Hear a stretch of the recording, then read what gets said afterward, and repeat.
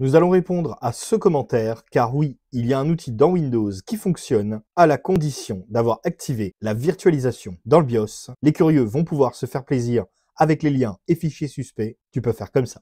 Si vous désirez charger un site web louche ou installer un programme qui vous paraît suspect, vous pouvez lever les doutes tout en préservant l'intégrité de votre machine en utilisant un outil qu'on appelle une sandbox ou bac à sable en français. Il y a effectivement sous Windows une application de ce type qui n'est pas activée par défaut. Pour le faire, vous vous rendez dans les paramètres, puis selon votre version de Windows, dans Applications ou dans Système, de façon à trouver les fonctionnalités facultatives. Vous pouvez également saisir dans le champ de recherche le mot facultative. À peine la saisie commencée, il vous sera proposé d'accéder aux fonctionnalités facultatives. Une fois chargé, vous descendez et vous cliquez sur Plus de fonctionnalités Windows. Vous venez cocher Bac à sable Windows.